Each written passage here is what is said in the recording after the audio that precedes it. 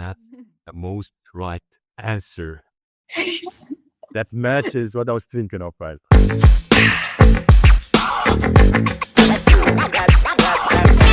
How did you get into sales? So I started in sales actually like way back in high school. I was 16 at the time and I was working at a gym, and I started out just like working at the front desk, and then I eventually got moved up to supervisor. And when I was moved up to supervisor, I had to do some sales, but I wasn't like making any money off of it then, like any commission. I had gotten switched to like another location, and my coworker there, he was working in sales.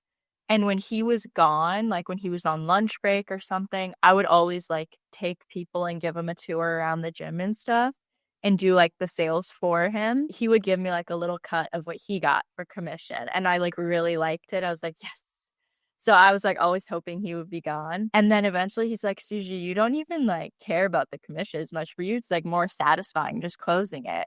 I was like, yeah, that's true. And he's like, why don't you like move up and also do sales with me? And then I got promoted to be like an actual salesperson there. And then ever since then, I've just like loved sales, and I've been wanting to do it for like the rest of my life. But that's how it started out. One of the hard jobs in sales are like in gym sales. I noticed that people are reaching out all of the time telling you, okay, are you ready to like make your membership right now? We have an offer for 1 year. It's so hard right there. One of the biggest like experiences. If you had it, you're going to be a great salesperson. Yeah, and I still like always tell people, my like manager there at the time, and also the guy who I was like taking the deals for him and doing some of his sales, my coworker, those are the best salespeople I have ever met to this day. And I've talked with like CEOs, people in like very big tech companies. Like I've talked to everyone, and I still think they're the best. Like I always go back to them. So I'm going to be talking about GC Consulting. I'm on your prospects list and you have an open mic. Sell me the services of GC Consulting. Yeah, so I always like to start off with saying what we do is outbound sales as a service. So think everything with cold calling, LinkedIn, email, all of that good stuff. So all you have to do is close. But I'm curious as to what you guys are currently doing for your outbound sales. I've seen that you're calling yourself the American who calls UK. So Yeah. have you ever completely changed your accent, make call just to see what happens with the prospect over the phone? So whenever I call people, I always call like in my American accent. I haven't come to need to do it yet, but something I've thought about doing, because I saw another creator on LinkedIn do this only with like an Italian accent. But I've been thinking about like if they say, sorry, I can't right now. I've been thinking about saying, what if I do it in a British accent? And then just to make them laugh and stay on the call. I do have a feeling some people might stay on just because of that. I don't think like people really like American accents, but I think it's like so different for them. They're like, wait, what are you calling about? What's the most preferred tool that you're using while doing your SDRing? LinkedIn and LinkedIn Sales Navigator, because that's how I build all my lists. I also send out like a lot of messages and connect with people there. Also, like a dialer, like a good dialer is also really important, because like the best way to reach out to people is through the phone. So it's kind of a mix, but I would definitely say like LinkedIn is definitely the best, because I can't even get the numbers to call people without LinkedIn. So Yeah. Which one is the best dialer for you? I've seen like some dialers out there. I don't want to mention them right now because I want to give you the opportunity to mention the dialers you have used, and which one is the best that you have used up until now. it's funny you ask. We're actually looking to switch to a new dialer. So if anyone is watching this, maybe get to me quick.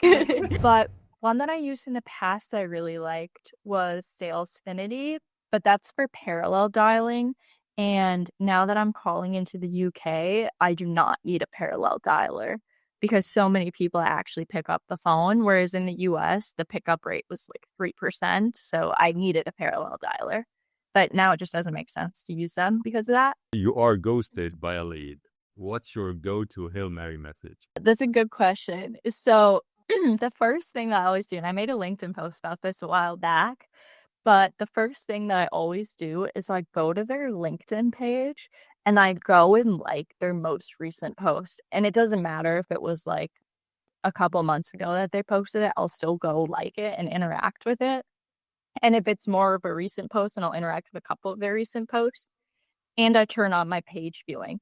That way they can see that I'm stalking them, that I looked at their page and I like their post and I know that they're ignoring me. That's the first thing I do, just because a lot of the time when I do that, they will usually come back and respond to the message. So I do that first. And then I will also go and send them a message and say, hey, is this not of interest to you anymore? Would it be better to reach out at another time? Don't worry, it won't hurt my feelings. I also say that. It's just like taking the pressure off of them. Like if they're not interested anymore, it's fine. Just let me know so I stop like begging you. Yeah. Speaking of LinkedIn, by the way, what are the things that make your profile more visible to your network and the people outside of your network? The biggest thing is interacting with people. So it's really important to post, of course, but also interacting with people on LinkedIn. So liking, commenting, especially on big creators, and then looking through the comments of big creators. Maybe someone commented something that I found interesting, just going through and sending them a connection request. And then later, like maybe a little message saying thanks for connecting or whatever. I think that's super important. Something that I've noticed recently is a lot of people like my tagline, the American cold calling the UK. So also, I guess having something like fun and creative like that helps too a little bit.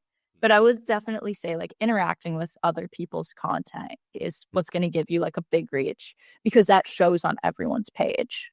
Yeah.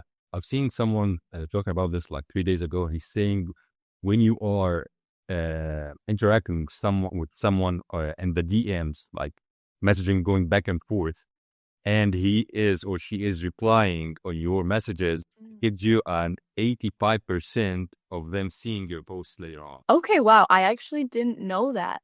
I know that it's good to have like messages with a lot of people, but I didn't know that was like the statistic, which is really crazy. You get one sales superpower on the last day of Q4. What's it gonna be? Hmm. Hmm. Uh, Closing every deal and having like literally everyone I talk to says yes. I love the condition you put out there. You didn't just stop there when you said everyone is responding to me, but responding to me with a yes. Super intelligent. Going to the favorite part in the podcast that I love, which is the role play questions. A prospect says, I'm not interested. What's your next line? Could you tell me why you're not interested? Is it something like pricing? Is it maybe not the right time? Or you're just genuinely not interested in the product whatsoever? Is this a sales call? How do you respond to that? I want to be transparent. It is, but I'm calling because, and then continue with my script. The reason that I say yes is I'm pretty sure it's like not legal to lie about those kinds of things. Aside from being legal or illegal, but it's a lie. So basically, you said lie Exactly. the first, and then you started selling. You said it's not sale. So Right. And that was the second point that I was going to get to. Like, I want to build a relationship with people, and relationships are built off of trust. And if they can't trust me from like their very first impression, I'm never going to close them. So we are already working with a competitor. You move. What's your move? that's totally understandable. Do you think it would totally hurt to see what else is out there? I mean, you kind of also have to give them a little bit of that FOMO feeling. Now we're done with this role play part. Speaking of your posts earlier, I've seen one of your posts where you mentioned one of the things you've learned from breaking into a new market was that you can't reuse your ICP, the same ICP when you're moving to another company. So my question is that true? Even if you're selling a completely different service, that's beneficial to your previous ICP? I would say it still does matter, especially if you're selling something else. You likely do have a new ICP, but it's important to always like look over your ICP. I am doing this constantly. even though like I know my ICP like pretty well by now, I'm still like constantly refining it, making it better, improving it because it can change. It can also change from company to company, right?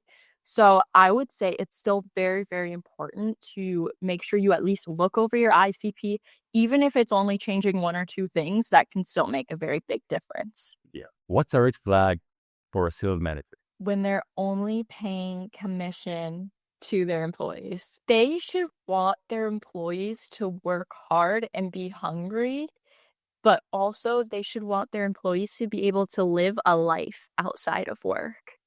And if you're only paying commission, then you don't care about your employees at all. What would you do differently if you restarted sales tomorrow? Oh, that's a good question. Like if I completely restarted like my entire career of sales, Yeah. I think I would try and set up more meetings with people, like like one-on-ones, like networking things to see how people close. Because like SDR work, like cold calling and stuff, can be pretty general and you can find loads of tips on the internet and on LinkedIn and everything, right? But seeing how people close, you don't really get to like shadow that as much. So it would definitely be seeing how people close because everyone just has a completely different style. And I think it's very interesting to see their style. What do you think of career shifting anytime later on, like 20 years from now, and you're still in sales? You are thinking, okay, I want a career shift to another profession, another completely different profession. Would you be smooth shifting to that career? Or you will say to yourself, I have spent 20 years in sales. Is it a good idea to be career shifting to that right now? Oh, I would probably be on more of the side, like, would it be a good idea? Because I don't know if I would be good at something else necessarily, but it completely depends on. You figure out that you're good on that other thing before deciding Oh. to shift to that. Oh, Hmm. okay, yeah. Honestly, at that point, like, I would consider doing it if I know that I'm good at it because it can be fun to switch it up, and I think there's a lot of burnout in sales. So if I'm already well established and I know that I'm good in like the other position, then I would definitely consider it.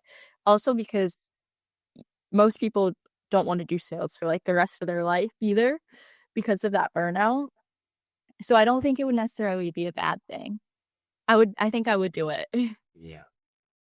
But I think I would really like to still help other people in sales if I have so much experience. I would really like to, still mentor people and stuff on the side. And I'd probably keep my connection to sales like that.